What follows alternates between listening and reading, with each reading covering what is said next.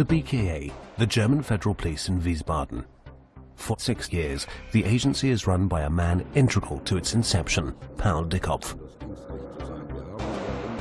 A top civil servant with a seemingly clean record, he claims he opposed the Nazis. Until 1971, during Willy Brandt's time as Chancellor, he is the top criminologist in West Germany.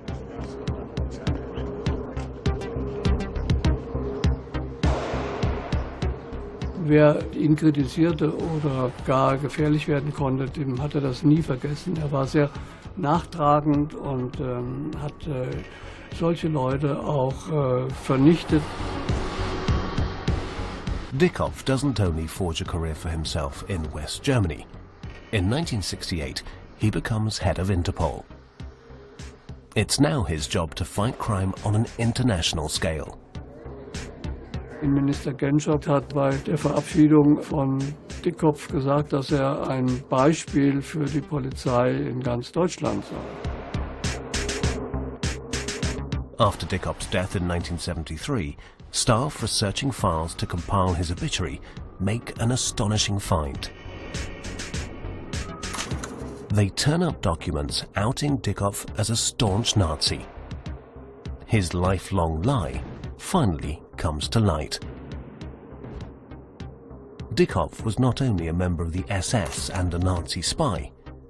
Shortly before the end of the war, he switched sides to start working as an agent for the Americans. Numerous CIA documents give an insight into the work of Caravel, which was Dickhoff's CIA codename. The highest-ranking member of the German police sold confidential information from the Bonn government.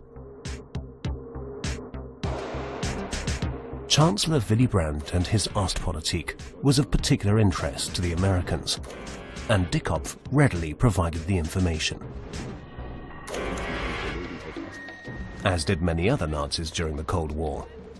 They became willing helpers, spies, because American intelligence services used their pasts to blackmail them.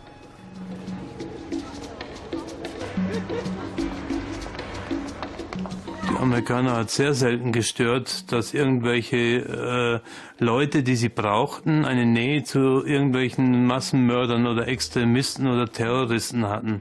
Es kam immer nur auf die Sache an. American intelligence services faced a new enemy, communism. The US enlisted former Nazis as spies. There was no attempt to punish them for their war crimes.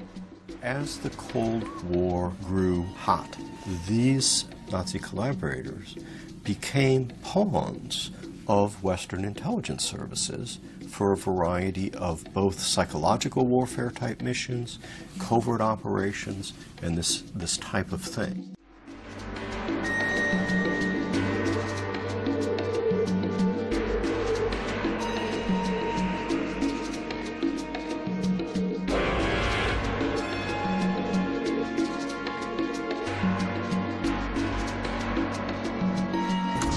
Only now are Secret Service files from the Cold War accessible, and they contain documents about Nazis who became willing CIA spies. Another case that has recently surfaced is that of Eugen Steimler, a die-hard Nazi who led firing squads in the Soviet Union.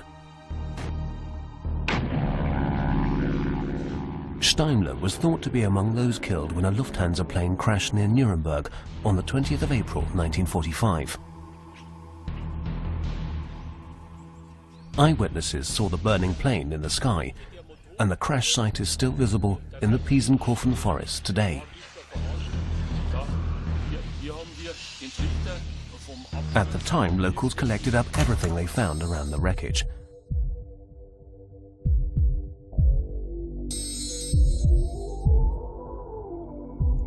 One item recovered was a briefcase containing documents and IDs. Among them was one belonging to Steimler. The briefcase was taken to the local Nazi commander's office. A few days later, US troops marched into the area, and the briefcase was seized by members of the Army's Secret Service. The Americans were looking for Nazis they could use for their own purposes, and every personal detail helped them in their search. They suspected Steimler was still alive. CIA documents listing the contents of the briefcase make it possible to reconstruct what really happened. The Lufthansa plane takes off from Tempelhof on April the 20th, 1945, while the battle for Berlin is raging. Those on board know it's only a matter of time before the Russians and the Western Allies take power.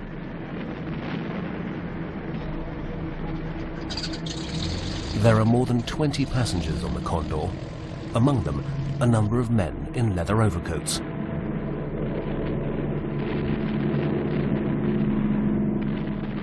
The captain takes off under the cover of darkness. The planned destination is Spain, with a fuel stop in Munich. But the weather is bad.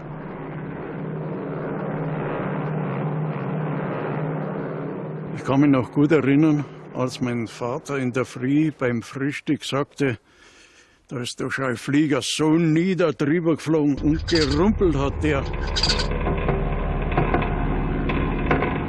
Meine Freundin wohnt hier ganz in der Nähe und am Abend flog ein brennendes Flugzeug über ihr Hausdach und die Mutter hat voller Panik die beiden Kinder gepackt und hat sich mit ihnen zu Boden geworfen, weil sie sagte, der Vater ist im Krieg gestorben, jetzt sterben wir alle drei zusammen. The plane crashes in a forest with no survivors. Were there high-ranking Nazis on board the Condor trying to get to Spain? American intelligence flies the briefcase and the documents to the US.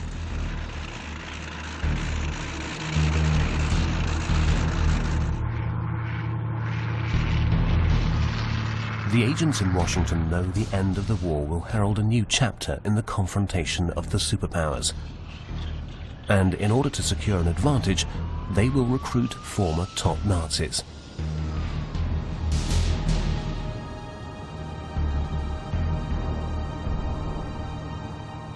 They strike it lucky. One man in the files is of particular interest to the Americans, SS Standartenführer Steimler. Their research tells them he was responsible for mass murders in Russia. The agents suspect he is still alive, as a number of witnesses report having seen him after the crash.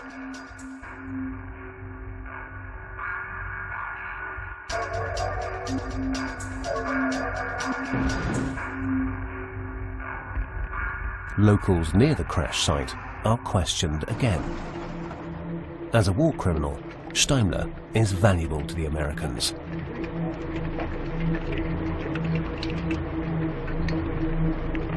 It was impossible to systematically recruit intelligence agents without systematically recruiting war criminals. Those things went together.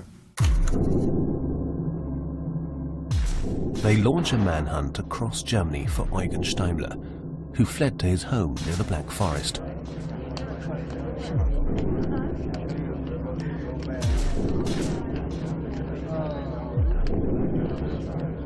The net closes, and in autumn 1945, the former SS intelligence officer turns himself in for interrogation. He knows his only chance is to tell the truth.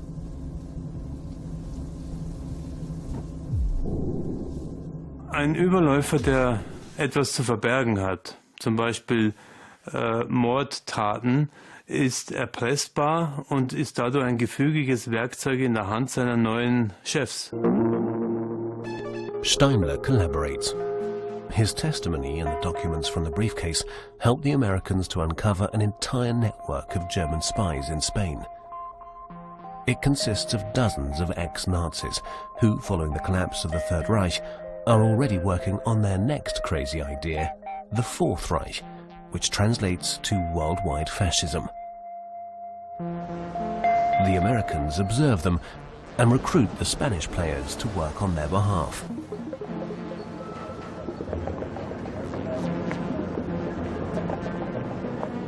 Following his interrogation, Steimler is sentenced to death by hanging, but is then surprisingly pardoned.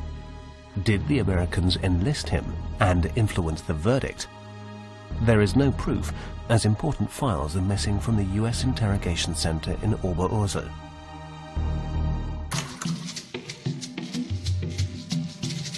Nazis like Dick Kopf and Steimler become agents, but the US intelligence services want more than just spies.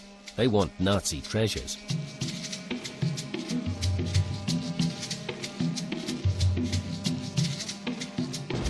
Right up until the war was over, the Allies believed the Nazis had an Alpine redoubt.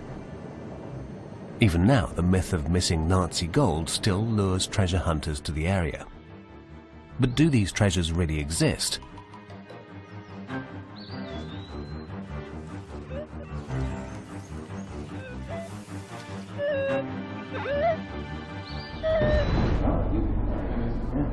Towards the end of the war, German industry made plans to secure its capital in the event of defeat.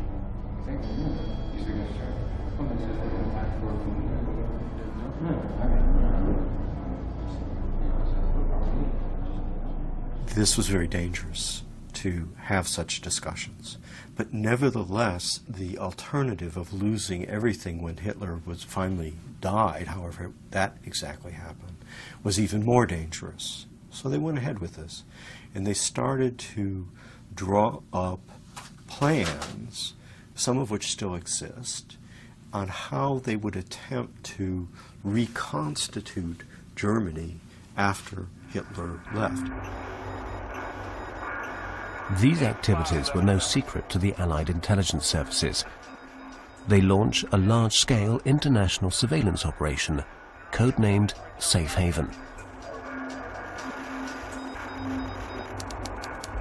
Safe Haven was the name of a U.S. government program whose task it was to track and seize assets that the Nazis had seized, had looted from Europe, and were attempting to distribute around the world in order to, for use after 1945. The Americans knew such plans had been hatched by industry, and even in the Reich Chancellery. They were also aware of a network of foreign companies set up to keep funds safe. In Monaco in particular, numerous shell corporations had access to millions.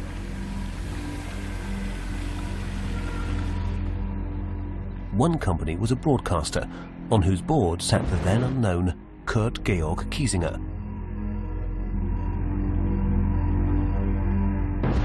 He would eventually become Chancellor of West Germany.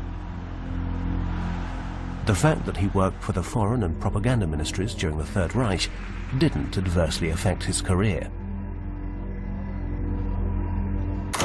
Allied agents submitted detailed reports about financial transfers. Sometimes they were even able to smuggle people into meetings.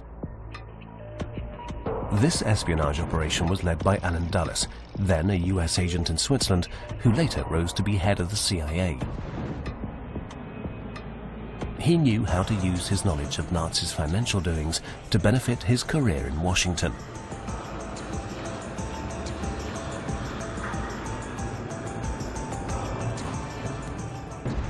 When a bomb attack destroys the Berlin Reichsbank in March 1945, gold and currency reserves are no longer secure.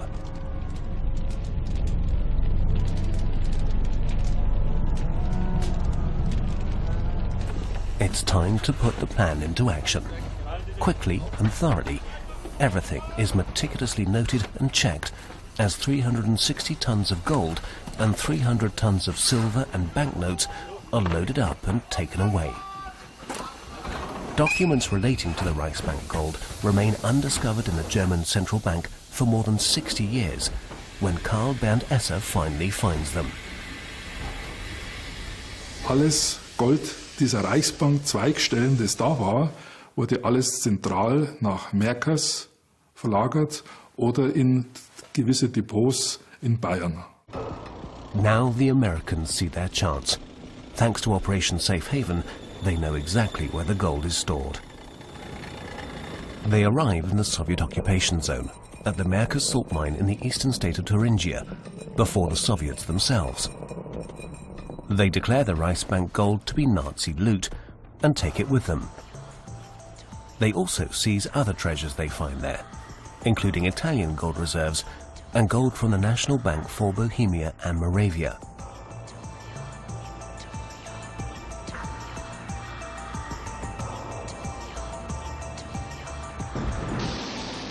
Were the hiding places in the Alps also cleared out long ago? Sie können in Bayern mit Sicherheit kein Gold finden. Es gibt da einen Abrechnungsbeleg, was die Reichsbank an Gold versteckt hat in verschiedenen Depots. Diese Depots wurden alle gefunden, hauptsächlich von den Amerikanern. Die fuhren sogar in die sowjetische Zone rüber und haben dort in Merkas, das liegt ja eigentlich in der Ostzone, haben sie dort das Hauptdepot ganz schnell geräumt. Karl Bernd Esser says it was an act of theft because it essentially means the Germans twice repaid their Marshall Plan loan, once with the Reichsbank gold and once in Deutschmarks.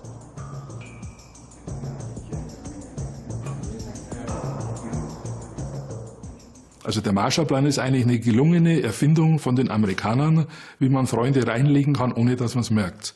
Also wenn ich Ihnen jetzt 1.000 Euro nehme und Sie merken es nicht, und ich sage dann zu Ihnen, Sie kriegen 1.000 Euro Kredit von mir und dann kriege ich auch noch ein bisschen Zinsen und Sie freuen sich, das ist aber netter, das ist ein netter Zug, ne? Aber in Wirklichkeit habe ich Ihnen ja vorher die 1.000 Euro geklaut. Nur Sie haben es gar nicht gemerkt.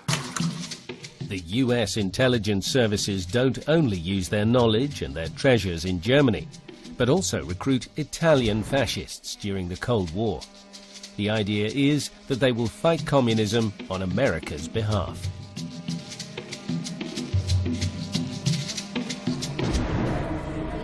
Starting in the 1960s, a series of attacks in Italy claim hundreds of lives. The violence is initially blamed on left-wingers, but it's now known to have been the work of right-wing radicals. Stefano Della Chiaia is head of the New Right Party. He is repeatedly accused of terrorist activity, but is never convicted. Quella nostra posizione politica era molto semplice e molto chiara. Noi provenivamo da un'esperienza storica che rispettavamo, che era quella del fascismo, e tentavamo di proiettare i valori fondamentali che il fascismo aveva espresso durante il suo governo nella realtà che ci circondava, la realtà con la quale ci confrontavamo. In 1970, the fascist revolutionaries and their backers want to stage a coup in Italy and stamp out the left-wing parties. They discussed their plans with the CIA. Sappiamo che la CIA era stata contattata, che era informata della cosa. On December the 7th, Della Chiaia's supporters, the far-right Avanguardia Nazionale and parts of the military, set their plan in motion. Their first targets are the state broadcaster and government buildings. The revolutionaries around Stefano Della Chiaia believe they are pulling the strings. But the attempted coup is actually being driven from elsewhere. Although Della Chiaia still proudly claims responsibility. Io ne sono evidentemente corresponsabile politico e morale, anche se non ero fisicamente sul territorio italiano. Il comandante aveva preparato un meccanismo perfetto. Si trattava praticamente, che io lo descrivo nel libro, si trattava che dal Ministero della Difesa doveva partire un ordine che era già praticamente stilato ed era in cassaforte per ordinare a tutte le guarnigioni militari di uscire e occupare i posti nevralgici del paese. The fight against the left wing has a long history in Italy, and the US intelligence services have been involved from the very beginning. Its influence begins with the invasion of Sicily, when Allied soldiers fight and beat the Axis powers. But some Italian forces don't give up and continue to fight on the side of the Germans until 1945. One unit in particular is feared, the Decima Flotilla Mass, the world's first frogman commando. The Allies both fear and admire their daring operations. The leader of the unit is Valerio Borghese, the Black Prince. La decima Mass del principe Borghese era probabilmente l'unità più addestrata e motivata di tutta la Repubblica Sociale. It takes another 2 years before World War II is won in Italy. And when the Americans finally march into Rome, they are welcomed as liberators. even by the Pope, who shares the US fear of a shift to the left in Italy. We see the very own home.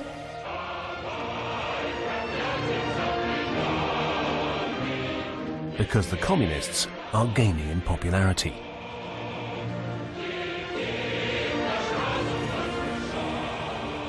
L'obiettivo degli americani è sempre stato di mantenere i comunisti fuori dal governo o fuori dalle leve del potere, di impedirgli di entrare anche soltanto come un appoggio esterno.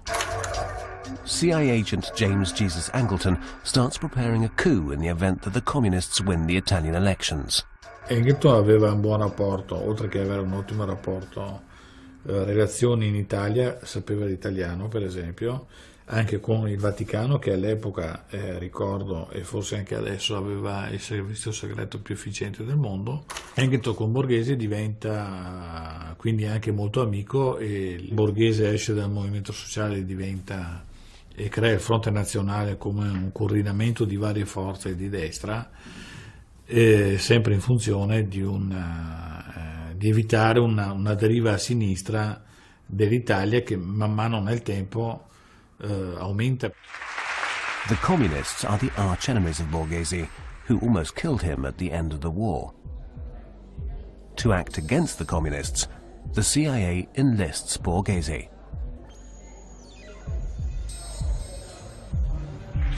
Angleton succeeded in convincing the rest of the U.S. government that the elections of 1947-1948 in Italy would lead to a communist government in Italy, and so that therefore the Americans should sink millions of dollars into disrupting these elections and disrupting particularly the left-wing candidates in these elections. Operation Safe Haven pays off. The Americans use seized Nazi loot to finance Angleton's activities against Italy's communists. The seized riches will never be returned to the victims or their relatives. The money was money frequently that had been looted from Europe's Jews. Why? The Exchange Stabilization Fund was set up early during World War II to seize Nazi assets in international trade. It was part of the blockade of Germany. Angleton sets up a partisan army. This rarely seen footage shows training. Many of the partisans are battle-tested fascists from Borghese's frogmen. Gladio, as the unit is called, is under the exclusive command of the CIA. In the event that Italy democratically voted to become socialist, there would be stay-behind networks, underground elements that were armed and paid and ideologically prepared to attempt to overturn that democratically elected government. But Gladio is called off because the communists lose the first post-war elections. The mood is tense, as the Soviets are forced to accept that Italy now belongs to the US sphere of control. And any hopes of a third way are dashed by Yalta. Il significato di Yalta è che gli accordi presi a Yalta dai vincitori, cioè Russia, Gran Bretagna e USA, per una spartizione delle proprie aree di influenza nel mondo, soprattutto in Europa, è stato un accordo che alla fine è stato osservato fino alla fine dell'Unione Sovietica, cioè fino al crollo del muro. Yalta puts Italy under US influence. It's clear that in matters relating to their political and strategic interests, the Americans will do what they see fit, and that they will not create space between the blocs for a third power. In un mondo post-Yalta, tutte le rivolte in Europa sono state comunque lasciate sedare da chi aveva il potere in Ungheria piuttosto che a Berlino, o tutte le rivolte che ci sono state, il terrorismo in Italia, in Germania, alla fine è servito solo a stabilizzare una situazione politica. As did the 1978 murder of Italian Prime Minister Aldo Moro. he was kidnapped and shot by the Red Brigades. But numerous agents and intelligence services were also involved in the killing. Many Italians believe Moro was murdered because he wanted a third way. Other powers were also involved in the 1970 attempted coup. Borghese and Della Chiaia were just puppets.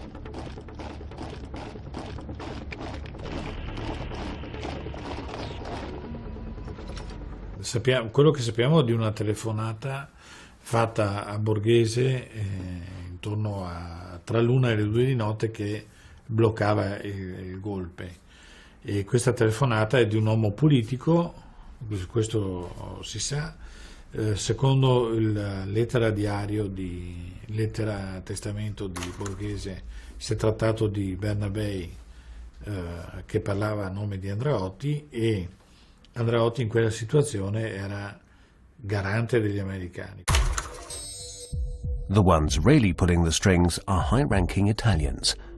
Right-wing politician Giulio Andreotti, who was later Prime Minister 7 times, and Licio Gelli, head of the P2 Freemasons Lodge and American agent. Poi in seguito si inventeranno 1000 menzogne.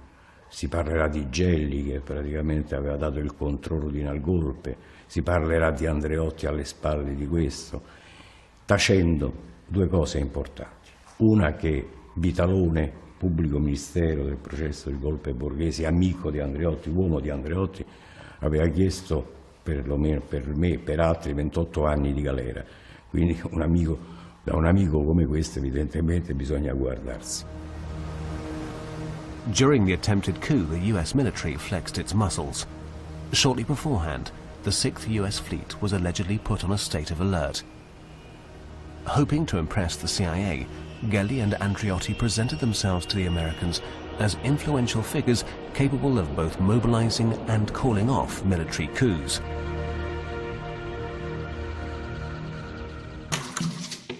Fascists such as Borghese and Della Chiaia have to go underground, and the US intelligence services choose South America as the most suitable place. There, in their search for power, the fascists join forces with dictators. È chiaro che anche lì noi cerchiamo di trasportare quello che era il nostro credo, la nostra convinzione, soprattutto per quanto riguarda la lotta per la terza posizione. In America Latina troviamo un terreno molto più fertile. Del resto molti dei partiti che erano in America Latina nascevano da esperienze fasciste e nazionalsocialiste. But Chile is different. In 1971, socialist Salvador Allende is elected to power.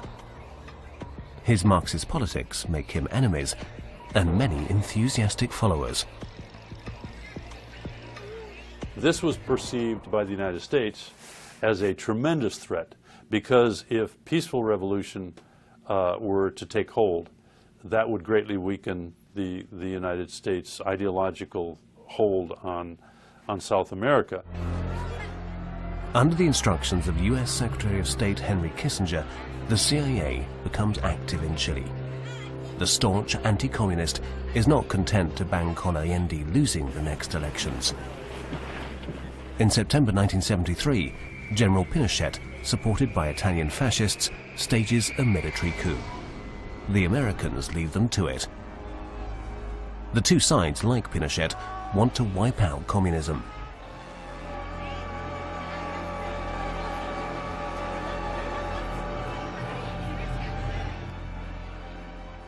Avevamo contatti con camerati cileni già prima del golpe del Cile.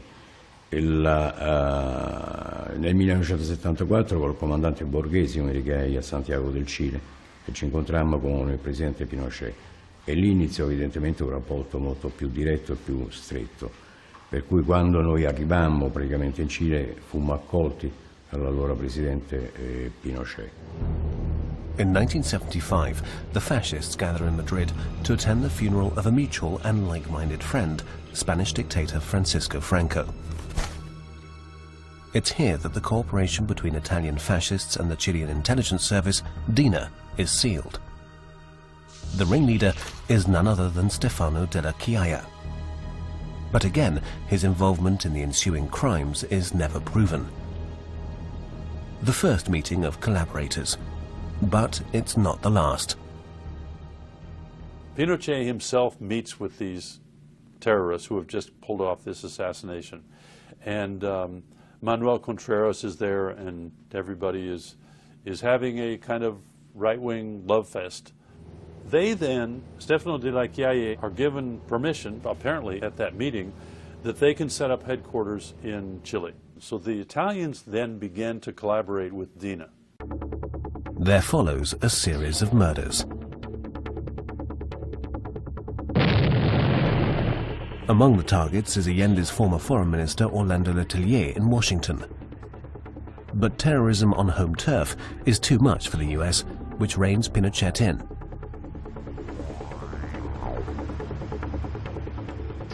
They talk about the weakness of the United States in its ability to defeat the communist menace and the desire of the military governments in Latin America to take the leadership internationally to defeat the communist movement worldwide.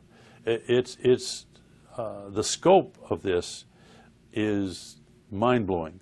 They actually referred to it as World War III. Pinochet's junta prepares for this war. Dazu gehörte der Wunsch, Atomwaffen zu besitzen. Dazu gehörte die Produktion biologischer Waffen. Und es sind auch Gefangene in Chile damit probeweise umgebracht worden. Und die Produktion von Giftgasen, Sarin und Senfgas. The research laboratory for inhuman experiments is located at Colonia Dignidad. The hamlet goes from strange to sinister.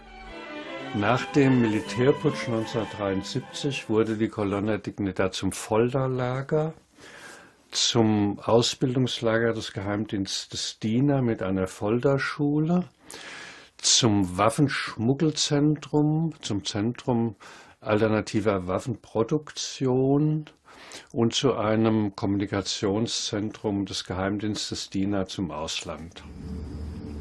This part of Colonia Dignidad is sealed off with a death strip. The underground torture chambers are well hidden, so that from the outside it looks like a farm. Anyone who wants to be fooled could be. Sono rimasto impressionato dalla struttura di questo, tanto che mi aveva in un certo modo in seguito io sono un sognatore evidentemente e avevo sognato di creare un centro di questo tipo per i miei camerati che avessero motivo di staccare la spina in un certo momento della loro battaglia, cioè per riposo eccetera. Quindi avevo in mente una cosa del genere. Far from being just a recuperation center for Nazis, Colonia Dignidad is also used to produce biological and chemical weapons. Chile's intelligence service needs untraceable deadly toxins. There is a short list of people that have been confirmed to have been murdered using sarin, using gas. A German doctor is one of those experimenting at Colonia Dignidad. Der Arzt der Colonia Dignidad, Hartmut Topp, der vor der chilenischen Justiz nach Krefeld geflohen ist, hatte eine Giftküche in diesem Siedlungsgelände, das aus ungefähr 400 Giftstoffen bestand. Darunter Gifte zum Einatmen, Gifte, die getötet haben bei Berührung, Gifte, die getötet haben, wenn man sie mit der Nahrung einnahm. Es war ein wildes Arsenal und niemand weiß ganz genau, wer diesen Vergiftungen schon zum Opfer gefallen ist. The Cold War Nazis don't only support Pinochet, but other dictators in South America as well. The CIA gives them free rein.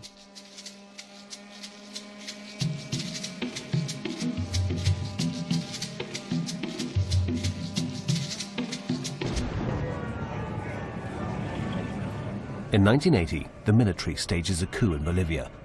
Known as the Cocaine Coup, it brings the mafia under General Garcia Meza to power. desencadenó una escalada terrorista que adquirió... Pulling the strings in the background is a German, Nazi Colonel Klaus Barbie. A fascist companion waxes lyrical. L'ho conosciuto quando ero in Bolivia. Un grande personaggio, di grande intelligenza, di grande capacità, di grande rettitudine. Klaus Barbie had won himself the name the Butcher of Lyon for his brutal treatment of members of the resistance opposing German occupation during World War II.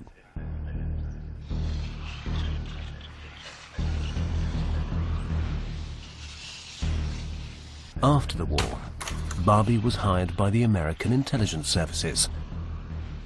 There were different ways that senior SS and SD officers survived the war, but they do share a common pattern, and the pattern is something that I call entrepreneurism or intelligence entrepreneurism, in which they take whatever assets they can lay their hands on and attempt to sell these or to encourage intelligence services to invest in them. Klaus Barbie is a valuable agent for the Americans. He uses his knowledge of communists and the resistance to buy his own freedom. Die Amerikaner haben eigentlich alles dran gesetzt, dass die Resistance-Leute nicht nach dem Krieg zur Macht kommen konnten. Und Barbie war für sie wichtig, weil er das Kollaborationsnetz, das mit den Deutschen in der besetzten Zone zusammengearbeitet hat und auch in Vichy, was er das in der Hand hatte. Das konnte er den Amerikanern überbringen. Insofern war das außerordentlich wertvoll. Er konnte auch die Erpressbarkeit der ganzen französischen politischen Szene natürlich in erheblichem Umfang durchschauen. The Americans initially hid the war criminals in Germany and then in South America. They understood particularly the bloody politics of certain types of intelligence. They understood colonial war. They had a mentality that was well suited for colonial war. It's because they believed themselves to be, when all was said and done, uber, superior. And thus were willing to take the lives of a great many people that they considered to be inferior for racial or ethnic reasons. Barbie ultimately becomes an intelligence service advisor in South America. In the 70s, Operation Condor begins. The American Operation Condor was an alliance, if you will, between the intelligence agencies of several South American governments that at that time were run by fascist or extreme right-wing parties with well-documented histories of disappearances, abuse, murder of prisoners, and so forth. And that those regimes found Klaus Barbie to be a very compatible agent for their operations. A total of 50,000 people from the alliance nations are murdered. Once again, the CIA is involved. I call it the red light, green light phenomenon. The United States was publicly defending human rights and privately telling these regimes that what they were doing was okay. Until they defeated the left, they should go ahead and do it. Secretary of State Henry Kissinger is seen as a driving force behind the CIA policy. France, Chile and Argentina summon him to answer questions about human rights violations. In 2007, Uruguay requests his extradition. It gradually becomes clear Kissinger is covering for Operation Condor, even for the death squads. Among them is a well-known fascist, Stefano Della Chiaia in Bolivia, leading a troop of mercenaries. Diese Verlobten des Todes, wie sie hießen, haben diese Kokainmafia, die in Bolivien geputscht hat, unterstützt und nachher auch ihren Vorteil davon gehabt. Und die sind durch viele Länder Lateinamerikas gezogen und haben überall da Konterrevolution gemacht, Leute ermordet, gefoltert und ihren Reibach dabei gemacht. The Grooms of Death are financed by the cocaine trade, a sector entwined with secret services worldwide. The drugs trade is an ideal source of money. Everything is top secret, and those involved can be blackmailed.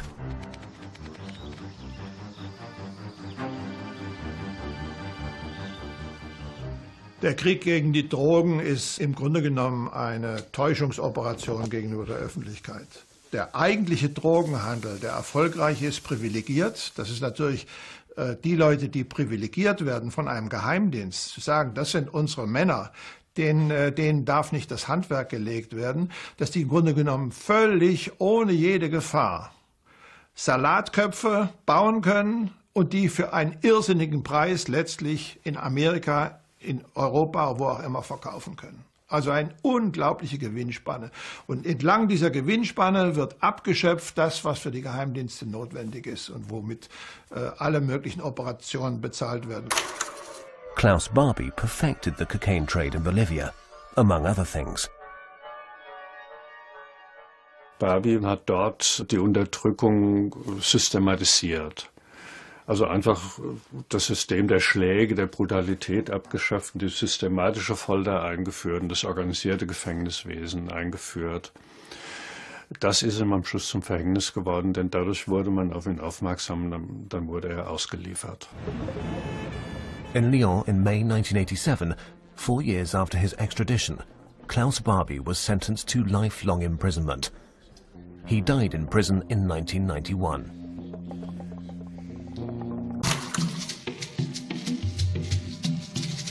Very few Nazis were ever sentenced. Paul Dickhoff, the long-serving president of the BKA, enjoyed the trust of leading politicians until his death.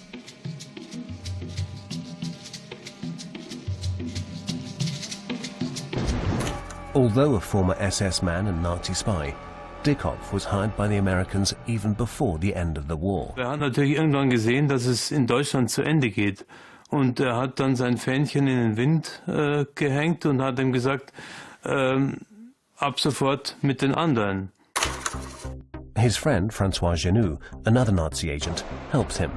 They know each other from Switzerland, where they even lived together. Genoux war ein großer Banker, gleichzeitig ein großer Anhänger des Nationalsozialismus und Hitler. Und vermutlich war er derjenige, der in großem Umfang Nazi- und SS-Vermögen über die Wende von 1945 hinaus gerettet hat. Genoux published Goebbels' diaries and made a lot of money as a result. He uses the proceeds to finance the defense for Adolf Eichmann and Klaus Barbie. He's friends with the terrorists Carlos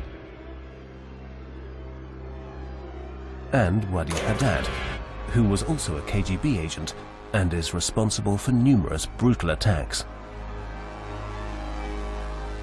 But Dickhoff's connections don't damage his career. On the contrary, the CIA and its head Dulles advance his career. Zunächst einmal hat ja ganz sicher auch diese Verbindung zu dem amerikanischen Geheimdienst eine Rolle gespielt, dass er trotz eines SS-Dienstgrades eingestellt wurde, zunächst im Bundesinnenministerium, dann eben Abteilungsleiter im BKA geworden ist. Und ich denke, dass diese Förderung ja auch schon, das ist aber jetzt eine Interpretation von mir, auch schon ein Ziel hatte seitens des Geheimdienstes CIA, dass man ihn auch in eine solche Funktion lancieren wollte. Dickhoff passed on information about German politics, especially concerning Willy Brandt. In confidential meetings, the BKA president was party to top-secret intelligence regarding Brandt's Ostpolitik. It was information from a government whose policy of détente was viewed with skepticism in the US.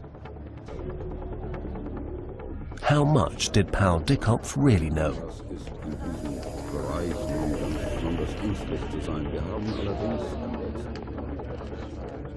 Er hat auch teilgenommen an Besprechungen im Ministerium und auf der Ebene der Politik. Und was er da alles verraten hat, was auch die Souveränität der Bundesrepublik wesentlich beeinträchtigt, das kann man nicht beantworten. Dickhoff is a window into the highest level security and intelligence issues as viewed by the German government of that period. This is high-level, elite insights into the security apparatus of a different country. In CIA files, Dickoff is described as a unilateral agent, as working exclusively for one side. Was he simply a traitor? Habe ich ein Problem mit diesem Wort Verräter bei Dickoff, weil für Dickoff war das der normale Alltag. Er war den einen verpflichtet und er war den anderen verpflichtet. Es war sicherlich auch eine gewisse Dankbarkeit gegenüber den Amerikanern. How badly did Dickoff damage Germany? In 1972, his friend Genoux helps to hijack a Lufthansa jet. The action generates 15 million marks in ransom for Palestinian coffers, money that will be used for further terrorist activity.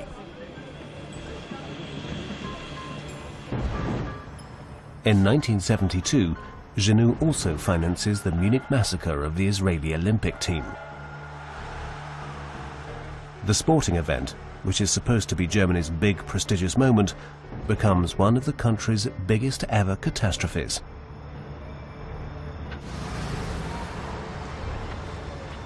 When 11 Israeli athletes are murdered as the world looks on.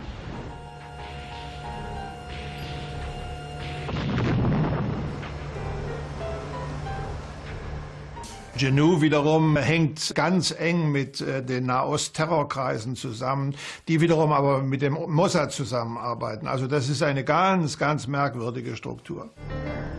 As head of Interpol, Dickoff is supposed to fight such terrorists financed by his friend Genoux. During his time in office, there's a rise in the number of attacks and hijackings. But Dickoff says Interpol is powerless to stop them. Sie wissen, dass wir die Sperre des Artikel 3 in unseren Statuten haben, die uns das direkte Eingreifen von der Organisation her nicht erlaubt. Aber gerade das sollte bewirken, dass die Länder untereinander viel stärker ihre Nachrichten austauschen. Das bedeutet doch, nicht unbedingt, wenn Interpol nicht eingreifen kann, dass nicht Länder bilateral sehr wohl etwas tun können. Bilateral und multilateral. Sie können alles tun, nur nicht den Weg der Interpol nehmen. In derselben Zeit, wo in einem Jahr 15 Flugzeuge entführt worden sind, später sind sogar, ich glaube, 30 oder noch mehr Flugzeuge pro Jahr entführt worden, das war mal so eine Technik. In derselben Zeit entscheidet sich die westliche Staatenwelt, dass die Aufklärung von Terror nicht zur Aufgabe von Interpol gehört. Das ist ja auch ungeheuerlich. Also da sitzt ein Mann, Dickoff, in Verbindung mit Genoux, den er auch dauernd trifft. Genoux finanziert die Leute, die Flugzeug entführen. Und Interpol erklärt gleichzeitig, es ist nicht unsere Aufgabe. Did the CIA know about Dickoff's contacts to Genoux? Documents prove that they did. Dickoff himself told the CIA he had known him since the Second World War.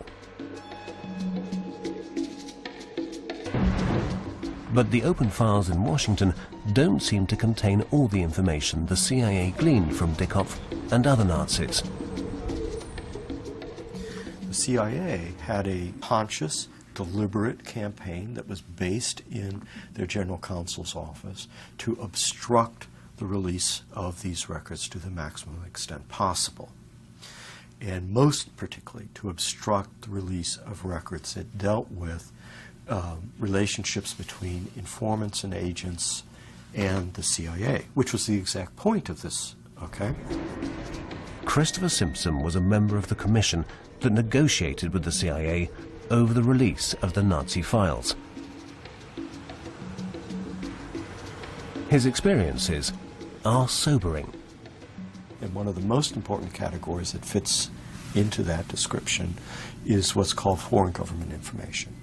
And that's information in which they have obtained either legally or illegally from a separate government about that government's affairs.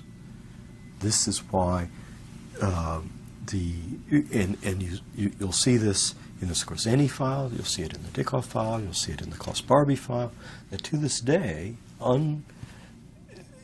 most people aren't familiar with this reality, but there are nevertheless continue to be withheld records in those files. This policy prevents historians and journalists from getting to the bottom of important espionage operations. CIA ist ein Weltdienst mit einem ungeheuren Etat, mit unglaublichen Möglichkeiten, gerade weil sie auch den Drogenhandel als Finanzierung mit einbeziehen. Und der spielt auf der Klaviatur aller möglichen Länder. In allen europäischen Ländern spielt das eine Rolle. Einflussnahme auf die Politik, Einflussnahme auf die Feindbildlage, Einflussnahme auf die Einschätzung der Bevölkerung, psychologische Kriegführung. All das spielt eine Rolle. Und wenn ich da jemanden zur Verfügung habe, dann kann ich sozusagen eine Demokratie steuern, wie die italienische Demokratie gesteuert worden ist und wie möglicherweise auch bei uns Einfluss genommen worden ist auf bestimmte politische Prozesse. Ein Geheimdienst ist kein Gesangsverein. Many intelligence service activities from the Cold War era have still not been opened to public scrutiny. This includes the operations which turned war criminals and fascists into collaborators.